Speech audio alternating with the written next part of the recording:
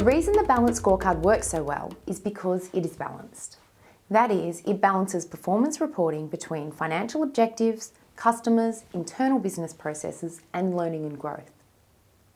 However, balance doesn't just refer to having 4 perspectives. There is also a need for balance between qualitative and quantitative measures, financial or non-financial measures, as well as leading and lagging indicators. It is also worth noting that it doesn't necessarily matter what the perspectives are called. For example, learning and growth can also be referred to as innovation and learning. It's also important to note that the focus of each perspective can change depending on the type of organisation and its competitive strategy.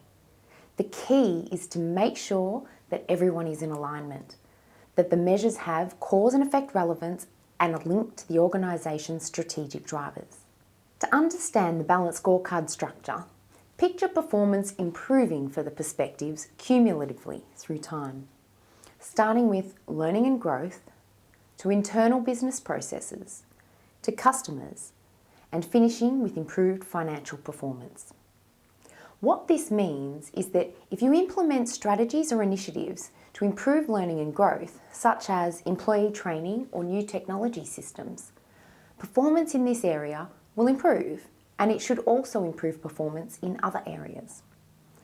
Good measures in this perspective might include cross-training percentage, number of new product prototypes, number of training hours per employee, staff turnover ratio, investment dollars in new technology, and investment in research and development. Improvements in your internal business processes will follow. These are usually efficiency or productivity improvements.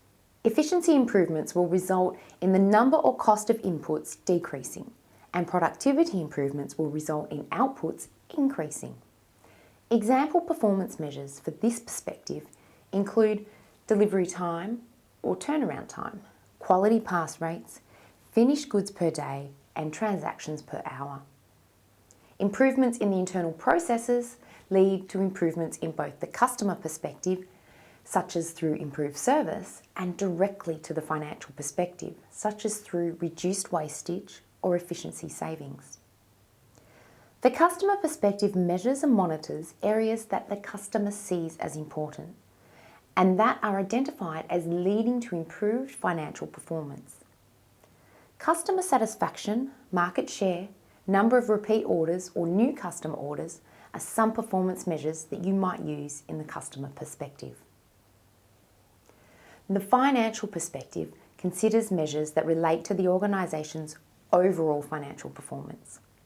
Cost-based measures may include cost of goods sold percentage and fixed costs per square metre. Revenue-based measures may include average sales per product line and total sales.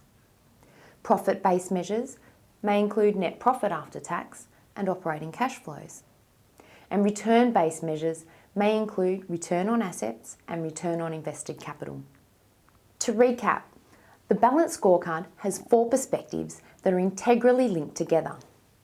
Measures and performance in one perspective affect the measures and performance in the other perspectives, and all measures should link back to the organisation's strategy.